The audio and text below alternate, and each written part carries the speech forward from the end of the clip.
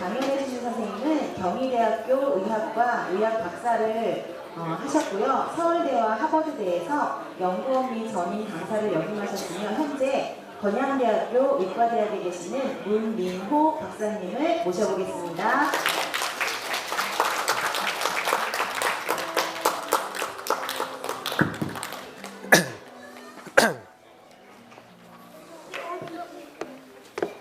네, 소개받은 문민호입니다. 저는 아까 소개해 주신 대로 건양대학교 의과대학 생화학교실에 있습니다. 제가 사실 이런 금요일 과학 터치도 이번 강의 의뢰를 받고 처음 알게 되었고, 강의 의뢰를 받으면서 중학교 2학년 수준의 강의를 해달라고 부탁을 받아서 사실 한 2달 동안 굉장히 마음의 부담이 컸습니다. 제가 연구하는 거를 이 알츠하이머병이라는 것 자체도 너무 어렵고 뇌도 사람들이 어렵다고 생각을 하는데 과연 제 연구를 중2 수준에서 이해할 수 있을까? 그래서 강의를 준비하고 나니까 솔직히 말씀드리면 한 대학생 수준 정도, 그러니까 우리 의과대학 학생들이 이해할 수 있는 정도 수준으로 제 자료가 준비가 되었습니다. 그래서 그래도 최대한 쉽게 하려고 준비를 했는데 제가 여기 오늘 딱 오니까 중2가 아니라 훨씬 더 어린 학생들이 많아서 사실 굉장히 마음의 부담은 되고는 있습니다. 그래도 제가 하여튼 최대한 천천히 제가 강의를 해서 조금이라도 이해할 수 있도록 제가 노력을 한번 해보도록 하겠습니다. 제가 오늘 여러분께 소개해드릴, 설명해드릴 강의는 알츠하이머병의 발병 기전, 병이 어떻게 걸리나, 그리고 이를 바탕으로 알츠하이머병 치료제 개발에 대한 연구에 대해서 소개해드리도록 하겠습니다. 제가 오늘 발표드릴 전체 내용의 목차가 되겠습니다. 첫 번째로 알츠하이머병이 무엇인지에 대해서 설명을 드리고, 두 번째로는 알츠하이머병은 어떻게 걸리는지, 알츠하이머병의 발병 기전이 무엇이다라고 저 같은 과학자들이 많은 증거들을 제시를 하고 있습니다. 그리고 세 번째로는 이러한 연구들을 바탕으로 알츠하이머병 치료제, 약을 개발하려고 하는 노력들에 대해서 설명을 드리겠습니다. 그리고 마지막으로 시간이 된다면, 허락된다면 제가 지금부터 1시간 강의를 할 건데 시간이 남는 동안 제가 이 연구재단에서 주신, 즉 여러분이 내신 세금으로 연구를 할 수 있어서 감사한 마음으로 왔고, 그래서 그 연구비로 어떤 연구를 했는지 하고 있는지 설명을 드리도록 하겠습니다. 말씀드린 대로 먼저 알츠하이머병이 뭔지에 대해서 한번 간단히 설명을 해보도록 하겠습니다. 알츠하이머병 하면 많은 분들이 이 치매와 이름을 혼란하시는 분이 있습니다. 치매라고 하는 것은 영어로 디멘시아라고 하는데 병의 이름이 아닙니다. 증후군, 영어로 신드롬이라고 하는데 임상 증후군입니다. 100가지 이상의 질환에 의해서 나타나는 임상 증상이 치매라고 생각하시면 되겠습니다. 그러면 제가 오늘 설명드린 알츠하이머병은 치매의 그 100가지 원인 질환 중에 가장 많은 포션, 가장 많은 비율을 차지하는 치매의 원인 질환이 알츠하이머병이 되겠습니다. 그래서 여기 제가 알츠하이머병 치매라고 써놓은 것이 알츠하이머병에 의해서 나타나는 치매를 알츠하이머 치매, 알츠하이머성 치매 이렇게 부르고 있습니다. 많은 신경퇴행성 질환이 있죠. 오늘 소개해드린 알츠하이머병, 또 파킨슨병, 헌팅턴병, 루게릭병 같은 신경퇴행성 질환들이 많은데 그 중에 가장 유병률이 높은, 즉 환자 수가 가장 많은 것이 지금 오늘 내가 소개해드릴 알츠하이머병이라고 생각하시면 되겠습니다. 그럼 얼마나 알츠하이머병이 많이 걸리냐? 제가 여기 써놓은 것처럼 85세가 넘으면 3명 중에 1명이 알츠하이머병에 걸린다고 합니다. 근데 이런 통계를 내는 게 아주 정확한 방법이 있는 건 아니겠죠. 어떤 통계에 따르면 85세가 넘으면 2명 중에 1명이 알츠하이머병에 걸린다고 합니다. 즉 여기 계신 분이 85세가 되면 절반이 알츠하이머병에 걸립니다. 그러면 반은 알츠하이머병과 상관이 없냐? 아닙니다. 그분의 배우자, 친구, 친척 등이 알츠하이머병에 걸리기 때문에 그분들을 경제적으로든 육체적으로 도와드릴 수밖에 없죠. 그래서 우리가 85세가 넘으면 알츠하이머병에서 자유로운 사람이 없다라고 생각하시면 되겠습니다. 그럼 알츠하이머병은 증상이 뭘까? 여기 써놓은 것처럼 점진적으로 인지 기능과 기억력의 상실이 일어나는 것이 알츠하이머병의 증상이라고 하시면 되겠습니다. 기억력의 상실은 여러분 쉽게 알 수 있죠. 소위 기억이 나지 않는, 머리가 나빠지는 그런 그 증상이 되겠습니다. 인지 기능은 우리 뇌가 관여하는 그 모든 기능이, 뇌로 인해서 나타나는 모든 행동이 인지 기능에 의한 소실로 나타나게 됩니다. 즉 머리가 나빠질 뿐만 아니라 뇌로 인해 야기되는 모든 행동에 다 문제가 생기는 것이 알츠하이머병의 임상 증상이 되겠습니다. 오늘 제가 발표할 내용의 핵심적인 내용이 여기 있죠. 그럼 과연 알츠하이머병은 왜 걸리냐? 어떤 물질에 의해서 알츠하이머병이 걸리냐라고 많은 과학자들과 많은 연구원들, 제약회사에서 열심히 연구를 한 결과 알츠하이머병이 처음 동정되고 100년간 주장하고 있는 알츠하이머병의 원인은 아밀로이드 베타 그리고 타우 이 두 가지라고 합니다. 이 두 가지 단백질이, 정확하게는 아밀로이드 베타는 펩타이드고 단백질은 아니긴 하지만 이 아밀로이드 베타가 여러 개가 모여서 아밀로이드 플락이 됩니다. 이 위에 두 그림에서 아밀로이드 플락을 한번 찾아보면 여기 영어로 되어 있지만 건강한 사람의 뇌 그리고 알츠하이머병 걸린 사람의 뇌가 되겠죠. 말씀드린 알츠하이머병의 원인 물질인 아밀로이드 베타가 구성된 아밀로이드 플락이 여기 신경세포 사이에 이렇게 존재하고 있습니다. 그리고 또 다른 단백질, 원인 단백질이 타우라는 단백질입니다. 이 타우라는 단백질에 인산기가 많이 붙어서 과인산화돼서 이것들이 아밀로이드 플락뿐만 아니라 신경섬유 엉킨, 영어로 뉴로파이브리 탱글이 생기게 됩니다. 역시 또 위에서 한번 그림에 찾아보면 여기 있는 신경세포 안에 있는 탱글이 알츠하이머병의 주요 원인이다. 알츠하이머병 환자 뇌에서 발견되는 특징적인 구조물이다. 이렇게 생각하시면 되겠습니다. 위에 그림으로 다시 한번 더 설명을 드리면 이 왼쪽은 정상인의 뇌가 되겠죠. 여러분같이 건강한 뇌, 이 뇌 속에는 뉴론이라고 하는 한국말로 신경세포들이 굉장히 많이 들어있겠죠. 이런 신경세포의 건강한 모습이 알츠하이머병에 걸리면 여기 보시다시피 약간 위축이 되어 있죠. 이게 좀 더 진행이 되면, 즉 타우에 의한 뉴로파이브리 탱글이나 플락에 의해서, 독성에 의해서 세포가 죽으면 이렇게 손상되는 모양에서 세포가 완전히 사라지게 됩니다. 그런 것들이 여러 세포가 모여 있으면 이 왼쪽 뇌에 비해서 오른쪽 뇌의 크기가 좀 작죠. 즉 뇌 전체에 부피도 위축이 되는 그런 결과를 초래하게 됩니다. 무엇 때문에? 아밀로이드 플락과 뉴로파이브리 탱글이 신경세포 안이나 신경세포 사이에 축적이 됩니다. 이 그림을 이 오른쪽에서 좀 더 크게 보시면 왼쪽은 역시 정상뇌고 오른쪽은 알츠하이머병이 걸린 뇌라고 했을 때 이쁘게 신경세포가 있죠. 알츠하이머병에 걸리면 A베타로 구성된 아밀로이드 플락이 축적이 되고 신경세포 안에 뉴로파이브리 탱글스, 신경섬유 엉킴이 신경세포 안에 축적이 되면서 신경세포의 크기가 좀 줄어들고 말씀드린 대로 결국에는 사라지게 되는 게 알츠하이머병이 되겠습니다. 지금까지 100년 동안 알츠하이머병의 치료제 개발, 알츠하이머병을 정복하기 위해 노력을 했고 그 결과로 현재 치매 환자, 알츠하이머병 환자들이 처방받고 있는 약은 여기 써놓은 것처럼 아세틸콜린 분해 요소 억제제 그리고 NMDA 수용체 기량제, 특별히 이 두 가지 약을 처방을 받고 있습니다.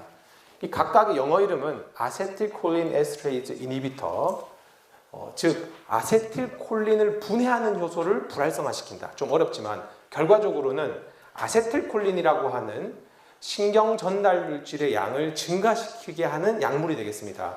아세틸콜린이라고 하는 것은 뇌의 기능, 특별히 기억력에 중요한 역할을 하기 때문에 아세틸콜린 레벨이 알츠하이머병 환자에서 좀 떨어져 있는데 그걸 약물에 의해서 일시적으로 아세틸콜린의 레벨을 증가시켜서 기억력이 일시적으로 좋아지게 하는 그런 약물이 되겠습니다.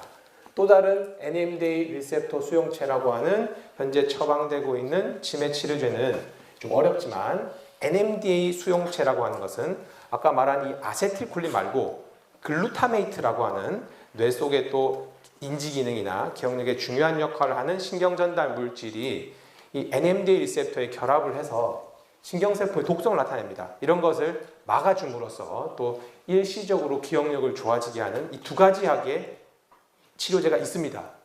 근데 이 두 가지 약의 한계점, 문제가 뭐냐면 뭐 약간의 부작용은 있지만 이거는 약을 먹다 보면 적응이 되는 정도고, 큰 문제는 아까 말씀드린 대로 제가 일시적이라는 표현을 쓴 것처럼 이런 약물이 일시적으로 아세틸콜린이나 글루타메이트를 조절을 해서 머리를 잠깐 좋아지게 하는 것이지만 병의 진행에는 영향이 없다. 즉 무슨 말이냐면 아까 말씀드린 알츠하이머병의 원인 물질인 아밀로이드 베타 그리고 타우 축적을 감소시키지 못한다. 그 두 병변을 조절하지 못한다. 그래서 병의 진행을 막는 근본적인 치료제는 아니다라는 게 현재 알츠하이머 치료제 개발의 큰 과제자 한계가 되겠습니다. 그래서 이 근원적인 치료제, 좀 어려운 말로 disease modifying drug을 찾기 위해서 저 같은 과학자 많은 사람이 뭐 국가의 정부의 연구비나 아니면 뭐 개인 투자자들의 돈으로 막대한 돈을 투자를 해서 치료제를 개발하려고 노력을 하고 있습니다. 그럼 드디어 알츠하이머병은 왜 걸리냐? 앞선 알츠하이머병의 설명에서 말한 것처럼 알츠하이머병 원인은 크게 두 가지 단백질에 의해 기인된다고 했죠. 좀 더 자세히 설명을 드리도록 하겠습니다. 어떤 질환이 왜 걸리는지를 알기 위해서는 그 환자의 어떤 변화가 있는지를 보면 쉽게 아니면 뭐 추정을 해볼 수 있겠죠. 병이 왜 걸리는지.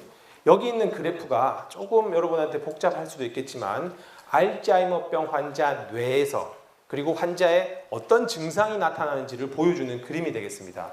아까 말씀드렸던 것이 다 나오고 있습니다.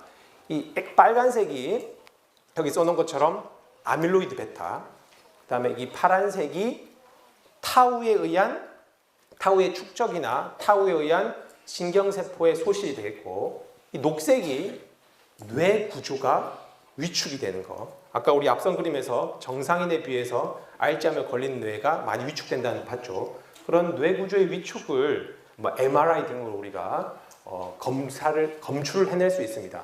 그 다음에 이렇게 A베타, 타우, 뇌 구조에 문제가 생기면 신경세포가 죽으면 그런 어떤 증상, 행동이 나타나겠죠. 아까 말한 대로 기억력에 문제가 생기게 됩니다. 이어서 여러 가지 뇌에 의해서 기인되는, 뇌의 문제에서 기인되는 여러 가지 우울증도 될 수 있겠고요. 수면 장애도 될 수도 있고 여러 가지 소위 기억력 이외의 2차 증상이라고 하는 많은 증상들이 나타나게 됩니다. 그럼 이런 것이 나타나는 순서를 한번 보겠습니다. 이 그래프의 X축은 알츠하이머병이 점점 더 진행된다. 내지는 나이라고 보시고 세 가지로 나눌 수 있겠죠. 디멘시아가 아까 치매라고 했죠. 그 전 단계, 좀 더 병이 진행되기 전 젊었을 때는 MCI라고 하는 단계가 있습니다. 영어로는 Mild Cognitive Impairment, 한국말로 경도인지 장애라고 하는데 소위 머리가 조금 나빠진 경우가 되겠죠. 이 많은 환자들을, 경도인지 장애 환자들의 많은 경우가 치매로 이행된다라고 알려져 있습니다. 그리고 이 점선 전으로는 기억력에 전혀 문제가 없는 정상인이 되겠죠. 하지만 우리가 전제를 정상인이지만 기억력에는 문제가 없지만 이 사람들은 결국 치매에 걸린다라고 봤을 때 아까 말씀드린 이 5가지가 어떻게 변하는지 보도록 하겠습니다. 이 두 번째 점선이 보통 이제 치매라고 증상이 나타나는 게 보통 65세라고 합니다. 평균적으로. 그러면 A베타가 뇌 속에서 정상인에 비해서 많이 만들어지기 시작하는 나이는 30년 전, 대략 한 35세라고 했을 때 35세부터 A베타는 뇌 속에서 만들어지고 있습니다. 그 점점 증가하다가 이어서 타우가 A베타처럼 많은 양이 만들어지고 축적이 되고 응집이 됩니다. A베타가 최고치에 이를 때 이어서 이제 타우가 최고치에 이르고 이 두 가지 이어서 기억력이 나빠지는 것이 이제 증상으로 나타나게 되겠죠. 말씀드린 대로 이어서 여러 가지 2차 증상도 나타나게 됩니다. 그래서 정리를 하면 순서를 보겠습니다. A베타가 먼저 응집이 되거나 축적이 되면 이어서 타우 단백질의 응집이나 축적이 일어나고 이어서 신경세포가 죽게 됐고 신경세포가 죽으면 당연히 인지기능 장애가 나타나게 되겠죠. 지금까지 말씀드린 이 A베타나 타우에 대해서 조금 더 좀 어려울 수도 있지만 이제 뭐 분자생물학, 생화학 공부 내용이 되겠지만 우리 어렵지만 한번 노력을 해보도록 합시다. 가장 먼저 나타난다고 하는 아밀로이드 베타에 대해서 설명을 정말 간단하게 하도록 하겠습니다. 아밀로이드 베타의 또 다른 이름은 베타 아밀로이드가 되겠습니다. 여기 써놓은 것처럼 A베타는 36개에서 43개의 아미노산으로 구성된 펩타이드라고 합니다. 좀 말이 어렵죠. 우리가 단백질을 많이 들어보셨죠. 우리 몸에 있는 모든 생체 분자는 소위 이제 중합체들은 단량체, 영어로 모노모 단량체가 있고 폴리모 중합체가 있겠죠. 단백질, 즉 프로틴은 아미노산들이 합쳐져서 20개의 아미노산들이 특별한 서열을 이루어서 단백질을 이루고 있습니다. 탄수화물은 당들이 합쳐져 있고 RNA나 DNA 같은 핵산은 뉴클레오타이드들이 합쳐져 있겠죠. 이렇게 아미노산들의 합을 단백질이라고 한다고 했는데 아미노산이 50개 이하면 보통 과학자들이 펩타이드라고 부릅니다. 그래서 A베타의 경우는 아미노산이 36개에서 43개이기 때문에 아미노산의 합이지만 단백질이 아니라 펩타이드라고 우리가 부르고 있습니다. 어쨌든 A베타라고 하는 펩타이드의 종류는 이 글로 봤을 때는 몇 개다? 36개짜리도 있고 37개짜리도 있고 43개까지 있는 다양한 형태를 이루고 있습니다.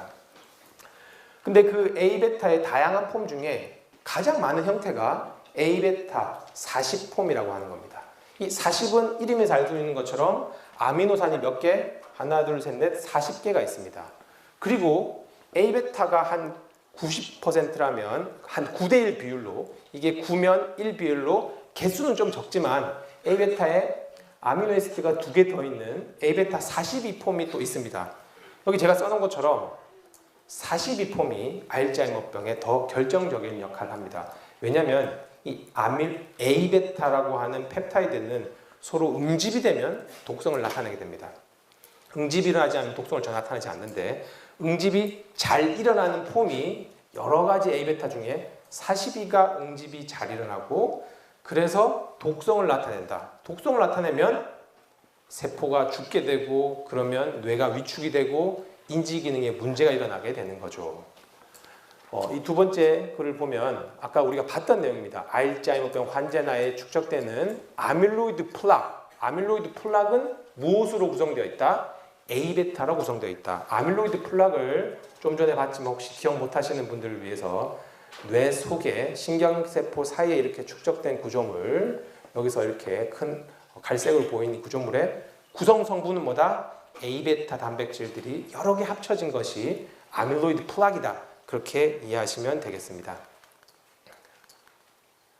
그럼 이 A베타가 어떻게 만들어지냐? 이것도 굉장히 좀 어려울 수도 있지만 이 정도는 여러분이 고등학생 정도는 충분히 이해할 수 있으리라 생각됩니다. 아까 우리가 배운 A베타 42폼, 아미노에시드 42개가 연결된 게 A베타다.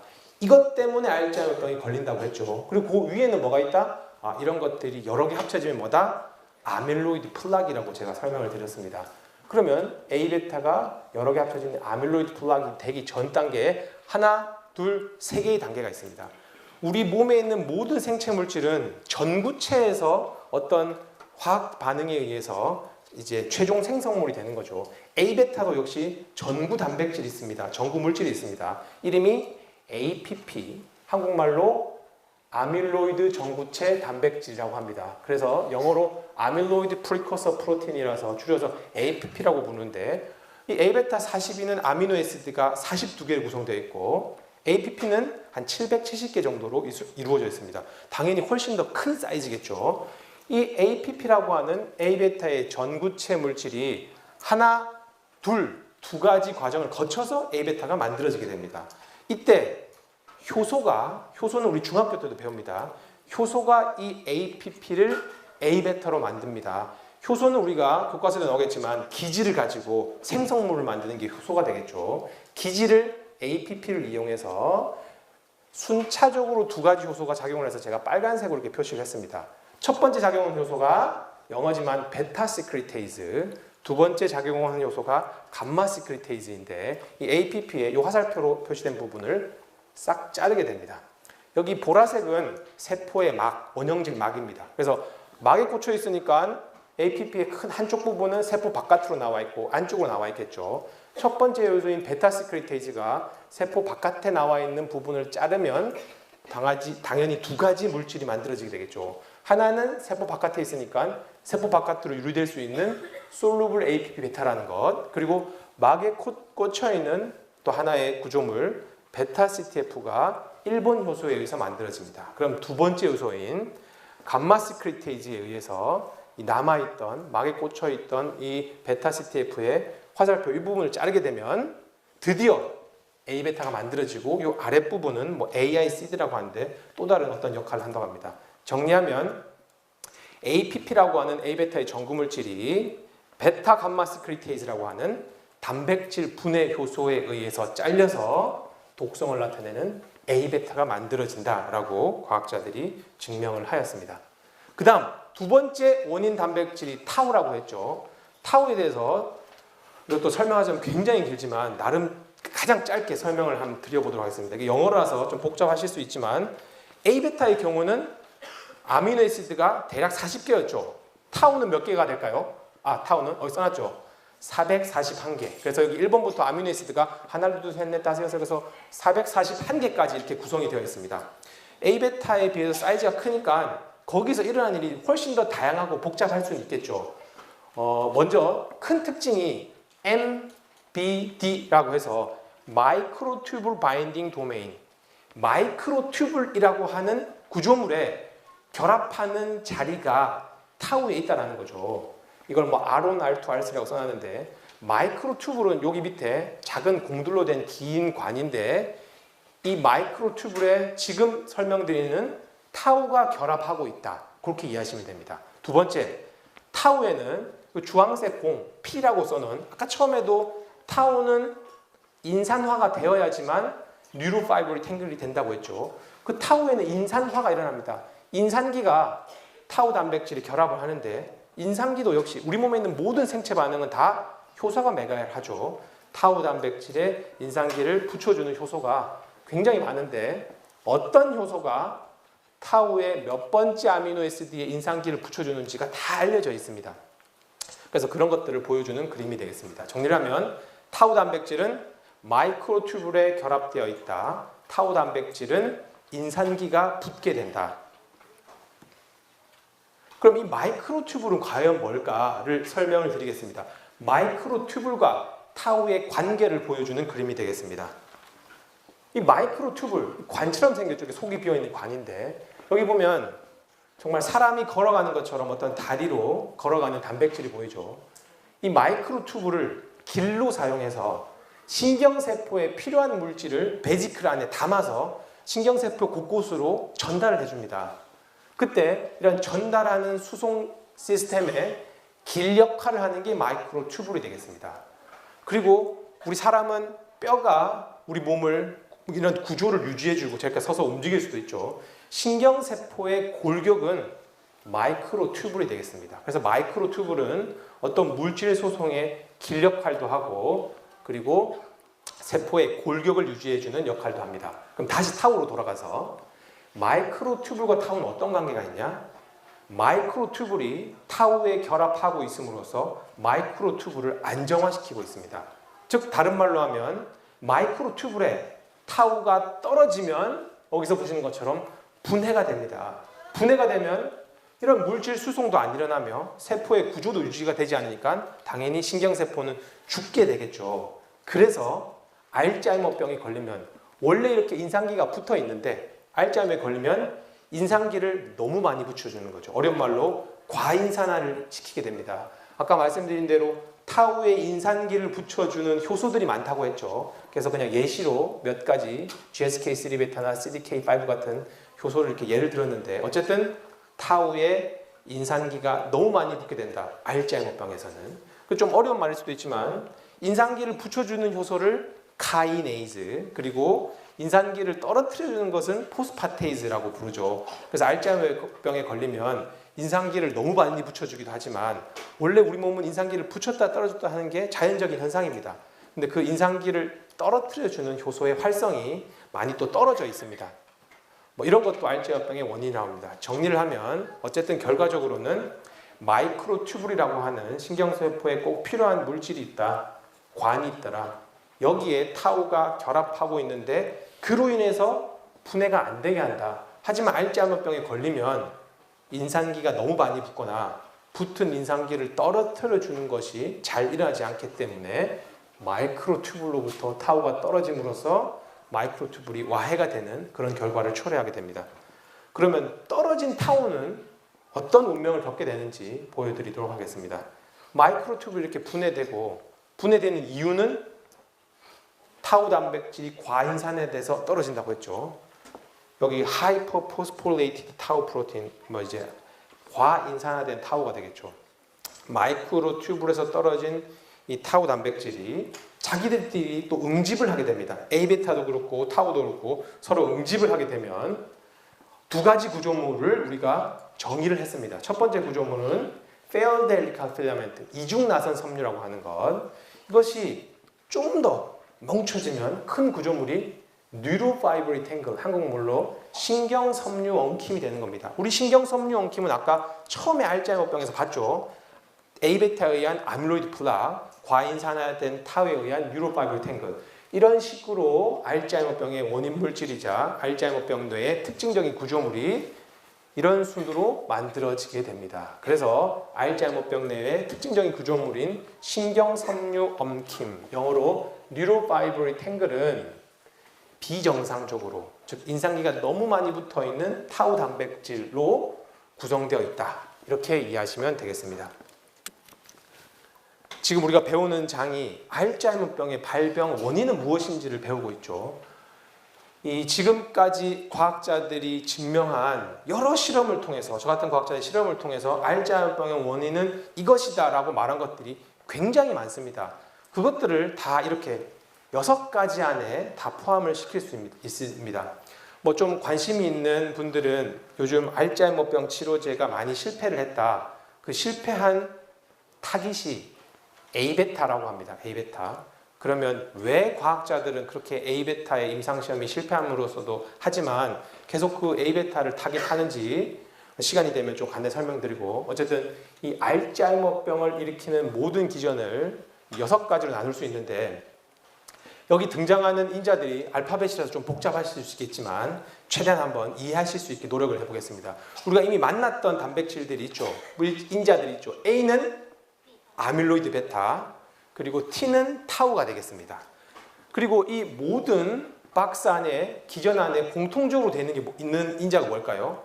괄호 쳐져 있는 N과 C가 되겠죠. N과 C. 이 N과 C는 소위 가설이 아니라 기정사실이 되겠습니다. N은 뭐다? 뉴로디제너레이션, 즉 신경세포가 죽는 게 되겠습니다. C는 뭐다? 커그너티브, 그렇습니다. 인지기능 장애가 되겠습니다. 즉 뇌 속의 신경세포가 죽으면 인지기능 장애가 나타나는 당연한 일입니다. 그럼 그 앞에 어떤 일이 있냐? A, B, C는 방금 배우셨던 A베타가 알츠하이머병을 시작하는 물질이다. B는 타우가 알츠하이머병을 시작하는 물질이다라는 그런 가설이 되겠습니다. 그래서 이 두 가설이 가장 많은 과학자들이 지지하고 증명한 결과, 증거들이 가장 많은 연구가 되겠습니다. 이 C는 A, B를 합친 게 되겠죠. A베타와 타우가 동시에 신경세포의 독성을 나타내고 그래서 머리가 나빠지게 한다. 어쨌든 A, B, C 세 가지는 A베타와 타우가 알츠하이머병을 시작시키는 물질이라고 하는 겁니다. 이 D, E, F는 소위 A베타와 타우가 아니다. A베타와 타우로 이렇게 임상시험을 계속하니까 실패를 한 거다. A베타와 타우 말고 또 다른 어떤 알츠하이머병을 일으키는 물질이 있다라는 가설이 되겠습니다. 그래서 여기 알파벳을 보면 W, X, Y, Z가 되겠죠. 그림에서 보실 수 있는 것처럼 A베타의 상위에 있는, 즉 A베타와 타우를 병변을 유도하는 어떤 물질들이 있다는 거죠. 이게 좀 복잡하지만 W, X, Y, Z에 해당하는 게 면역체계의 문제, 그리고 A베타나 타우가 우리 몸속에서 많으면 우리 몸은 프로테오점 같은 어떤 시스템을 통해서 분해를 하려고 합니다. 그런 것들이 문제가 생겨서 A베타나 타우 축적이 많이 된다라는 것도 W, Z, Y, X에 포함이 되고, 여기서 뭐 네트워크의 문제, 염증의 문제, 염증이 과하게 되거나 염증이 덜 일어나게 되는 것이 문제라고 주장을 하죠.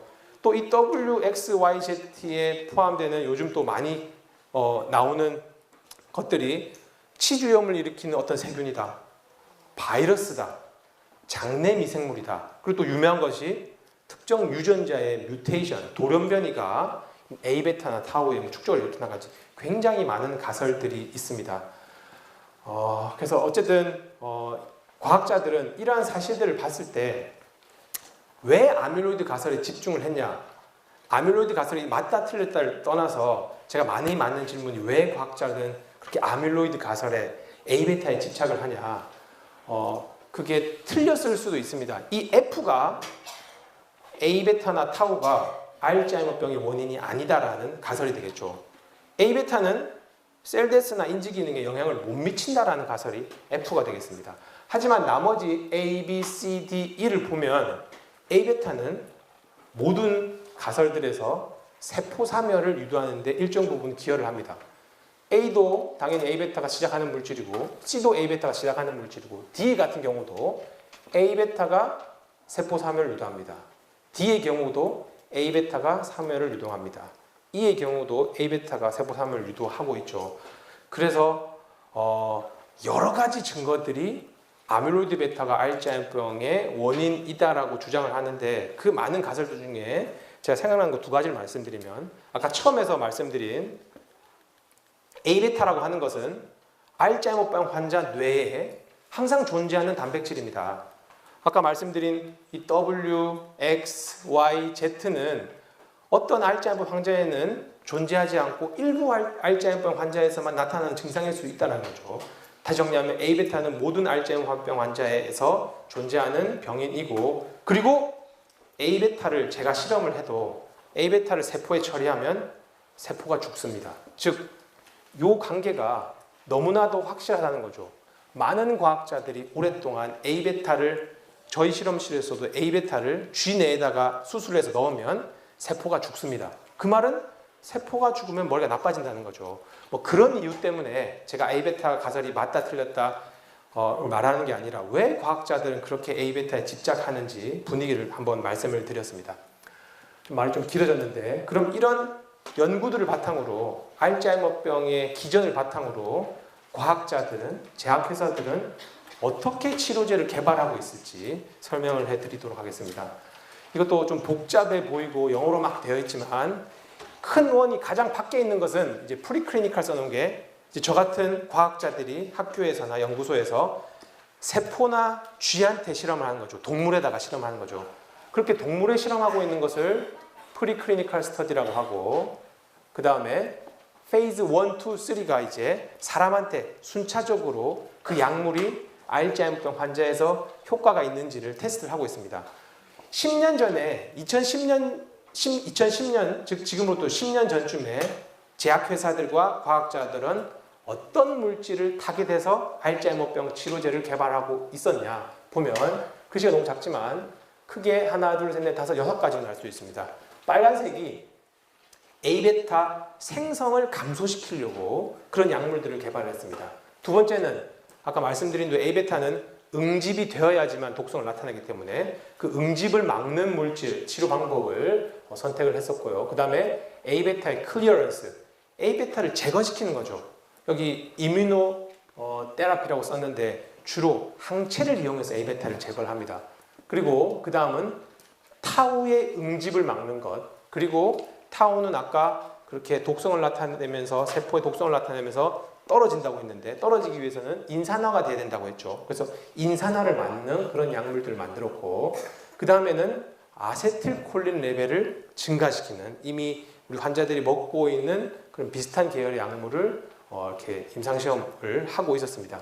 다시 정리하자면 한 10년 전에는 A베타나 타우를 타겟하는 약물이 한 76%로 상당히 많았습니다. 앞에서 말씀드린 그런 이유에서 많은 증거들이 A베타와 타우가 알츠하이머병의 원인일 거라 생각을 한 거죠. 요즘 좀 다른 변화가 생기고 있죠. 2년 전 역시 임상시험 1상, 2상, 3상 알츠하이머 환자들에게 시험 중인 약물을 보면 A베타나 타우 타깃하는 게 많이 줄었죠. 43%로.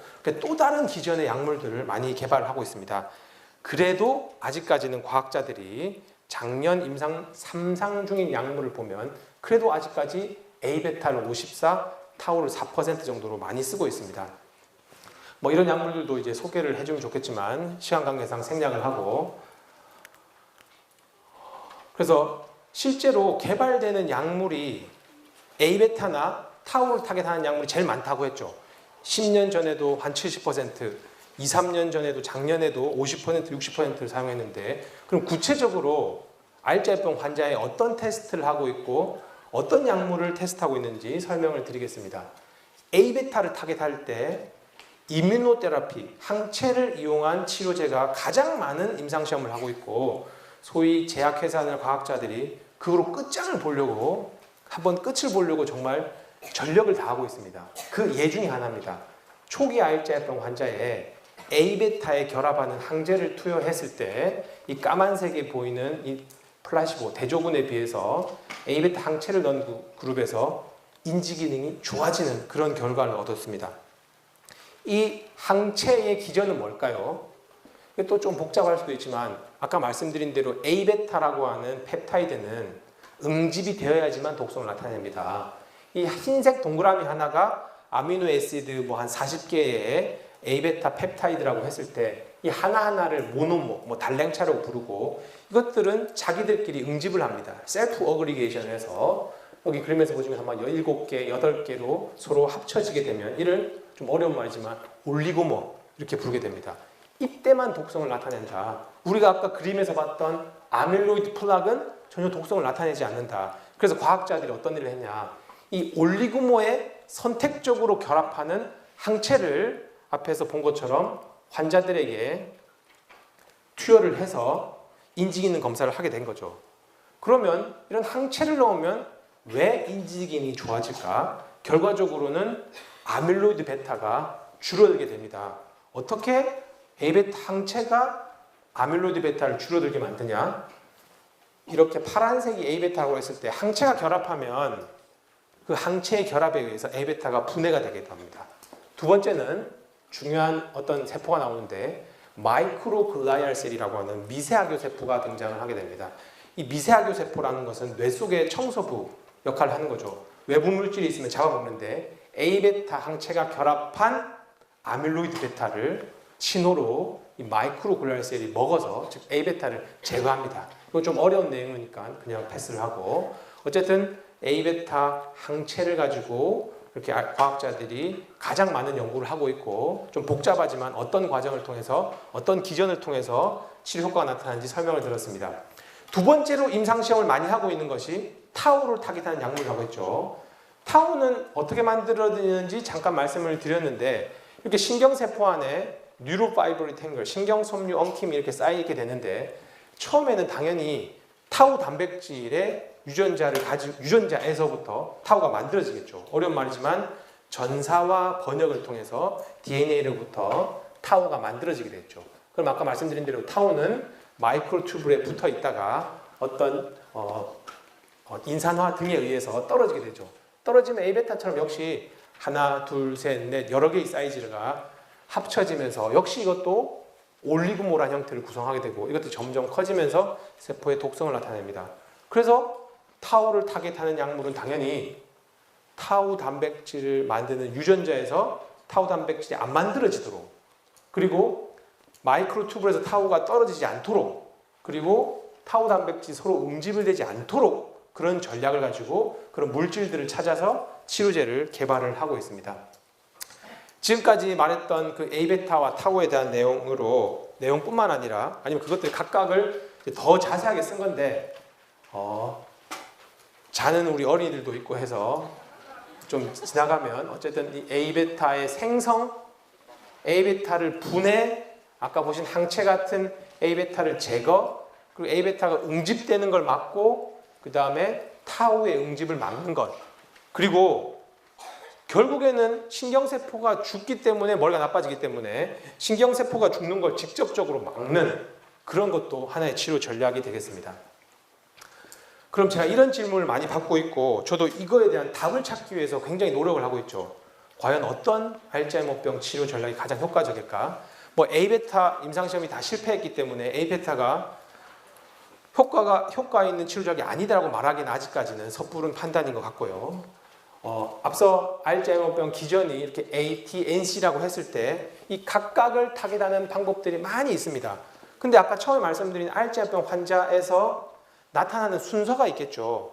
즉 A베타가 이미 많이 만들어진 단계에서는 타우를 타겟하면 A베타가 많이 만들어진 상태에서 A베타를 아무리 타겟해봐도 효과가 없다는 거죠. 타우가 없는 이 시기에 타우를 타겟한 것도 당연히 잘못된 전략이 되겠죠. 그래서 가장 효과가 있는 가능성이 높은 치료 방법은 적절한 시기에 알츠하이머병이 발병되는 시기가 0이라고 했을 때 30년부터 A베타가 쌓인다고 했는데 그 30년 전에는 A베타를 타겟하는 게 한 5년, 10년쯤 지났을 때는 타우를 타겟하는 게 A베타와 타우를 다 놓쳤습니다. 발병 한 10년 전입니다. 이때는 신경세포가 죽는 걸 막는 것이 이걸 다 놓쳤어. 발병되고 나서는 소위 2차 증상이라고 하는 것들을 타깃하는 것이 효과적인 전략이 아닐까라고 제가 부족하지만 그런 결론을 한번 내려봅니다. 그래서 적절한 약을 적절한 시기에 쓰는 것이 가장 효과적인 치료 전략이 아닐까 이렇게 생각이 됩니다. 지금까지 굉장히 긴 서론을 했고 제가 저희 실험실에서 어떤 일을 하고 있는지를 설명을 드리는데 소위 앞선 부분이 제일 쉬운 거였죠. 서론이기 때문에. 그래서 너무 어려운 내용이라서 정말 간단하게 한번 빠르게 설명을 하도록 하겠습니다.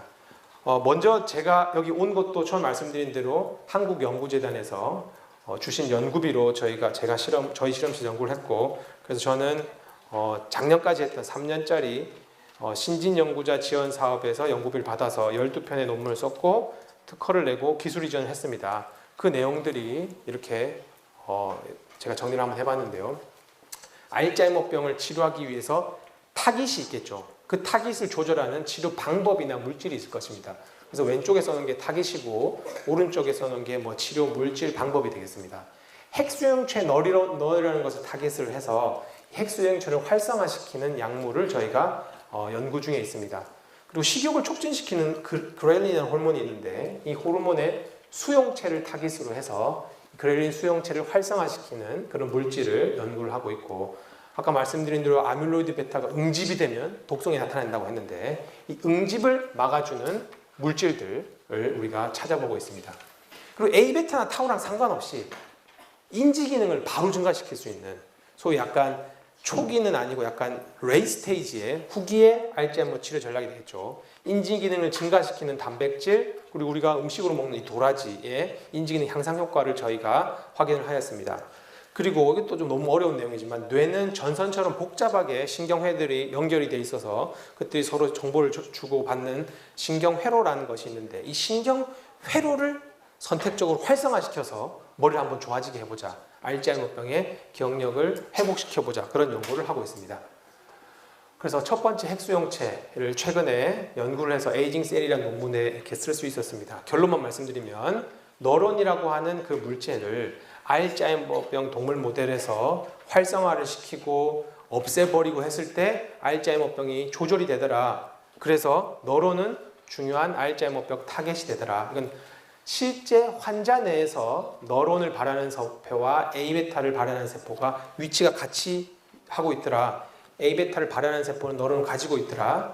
그리고 또 환자 내에서 봤더니만 이 너론의 발현이 알츠하이머병에 걸리면 많이 줄어들더라 등의 여러 가지 기전을 통해서 저희 논문의 결론은 알츠하이머병 걸린 쥐에 너론을 활성화시키는 물질을 넣었더니만 A베타도 줄어들고 염증 반응도 줄어들고 신경세포 소멸도 줄어들어서 결국에는 머리가 나빠지는 것을 막아주더라. 좀 더 구체적인 기전은 A베타를 만드는 과정 중에 베타시크리테이지의 활성을 감소시키고 A베타를 분해하는 효소의 양을 많아지게 하더라. 이런 좀 어려울 수 있는 내용을 저희가 확인을 했고, 두 번째는 아까 말씀드린 식욕 조절하는 그렐린이라고 하는 호르몬을 알츠하이머 쥐에 투여했습니다.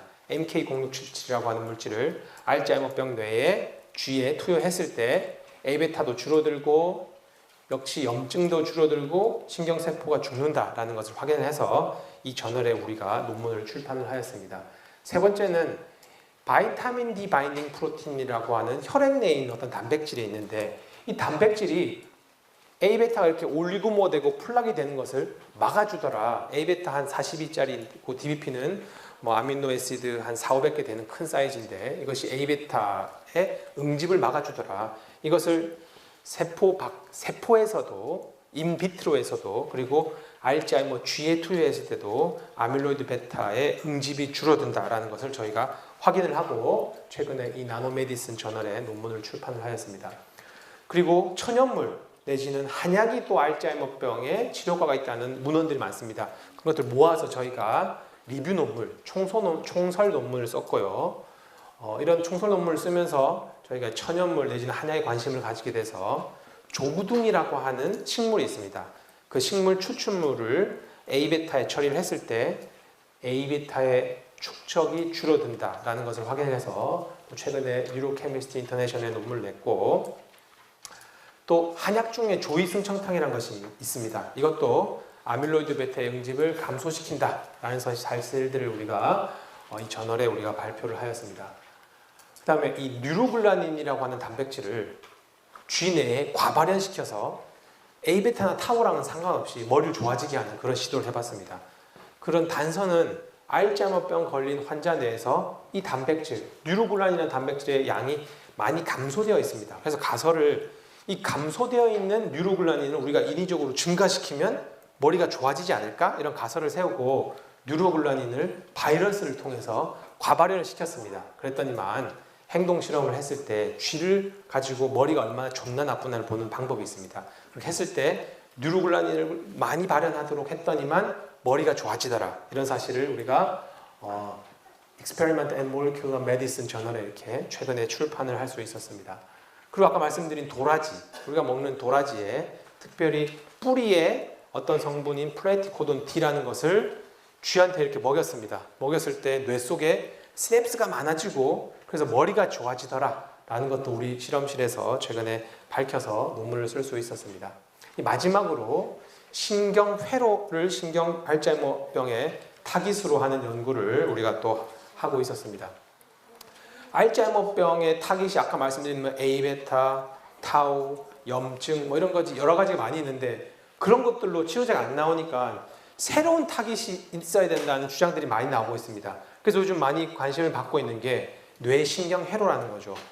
기억력이다, 어떤 동물의 행동이다라는 것이 분자 수준에서 세포 수준에서 설명하기가 사실 쉽지 않은 것들이 있습니다. 그래서 행동과 가장 가까운 레벨이 신경회로가 되는데 알츠하이머병에서도 그 신경회로가 손상이 된다라고 알려져 있습니다.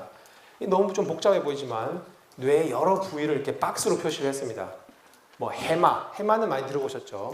여기 해마에 있고 그리고 콜텍스, 피질 뭐 이런 데 있는데 이 까만색, 파란색 이 1, 2, 3, 4, 5는 A베타가 쌓여나가는 시기를 표시한 것이고 이 선들은 말한 신경회로, 즉 엑손 다발들이 뇌 부위별로 연결이 되어 있는 것을 보여주고 있습니다.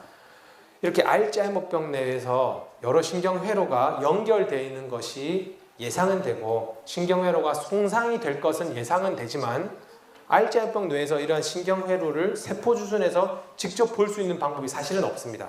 사람에서는. 그래서 우리가 간접적으로 쥐에다가 알츠하이머병 쥐에다가 수술을 해서 추적할 수 있는 물질을 수술을 해서 뇌에다 집어넣어서 그 물질이 이동해가는 것을 추적을 해봤습니다.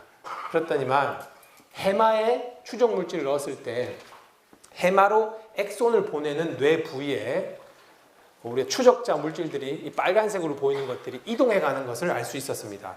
그래서 이동해간 정도를 가지고 해마로 엑손을 보내는 정도, 얼마나 신경회로가 손상되는 정도를 수치화를 한 거죠. 그래서 노르아데날린을 분비하는 신경세포가 모여있는 부위에서 기억력의 조절에 가장 중요한 부위인 해마로 보내는 그런 신경회로, 신경연결이 가장 손상이 많이 되어 있더라. 그리고 아세틸콜린을 분비하는 세포들이 모여있는 미디알 septum에서 해마로 엑손을 보내는 연결도가 많이 떨어져 있다. 이런 등의 결론을 우리가 내고 저희가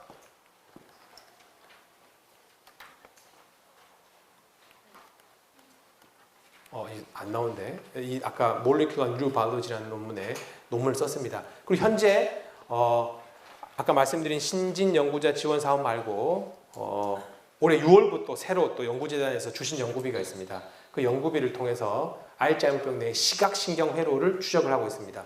그리고 운동신경도 추적을 하고 해마 형성체, 후각신경 등 알츠하이머병 뇌의 회로들을 쭉 다 보는, 그래서 지도를 만드는 일을 하고 있습니다. 그래서 알츠하이머병 동물 모델에서 어디에 어떤 연결들이 어떻게 손상되는지를 전부 다 추적을 해서 이 지도를 바탕으로 무엇을 하냐, 가장 손상이 많이 되거나 아니면 결정적일 거로 생각되는 그 회로를 타겟해서 광유전학적 자극이나 심부 자극술, 경두계 전기 자극술, 경두계 자기 자극술, 미세 초음파, 빛 등을 이용해서 우리가 봤을 때 중요하다는 회로를 활성화시키거나 자극시켜서 알츠하이머병쥐의 치료 효과 내지는 머리가 좋아지지 않을까를 저희가 연구를 하고 있습니다. 그래서 이 두 가지 연구 사업을 통해서 저희가 연구를 하고 있고, 그래서 감사한 마음을 연구재단과 여러분께 드립니다. 마지막으로 저희 실험실에 대한 소개를 하고 마칠까 합니다. 저희 실험실은 건양대 병원 옆에 있는 의과대학에 있고요. 저희는 방학마다 대학생들을 모아서 인턴 프로그램을 하고 있습니다. 그래서 우리 실험실의 인턴 프로그램을 디멘시아 뉴스라고 하는 신문사에서 이렇게 취재를 해주신 내용이 되겠습니다. 써놓은 것처럼 건양대, 카이스트, 한남대, 경상대, 경성대, 원광대, 중원대들의 다양한 학생들이 왔습니다. 이게 작년 여름이라서 올 겨울 2018, 19년 겨울까지 하면 8번에 걸쳐서 했고 대략 한 50명의 학생들이 왔다 갔습니다. 그럼 이 학생들이 와서 한 달, 두 달 동안 어떤 일을 하냐?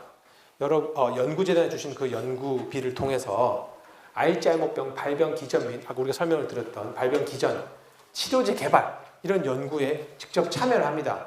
뿐만 아니라 알츠하이머병 연구 논문을 읽고 이해를 하고 발표하는 훈련도 시켜줍니다. 뿐만 아니라 우리가 쓰고 있는 영어 논문을 쓰도록 우리가 지도를 해줍니다. 그래서 영어 논문 작성법에 대한 워크숍도 저희가 우리 대학원생들이 해주고, 그래서 놀라운 성과를 얻었습니다.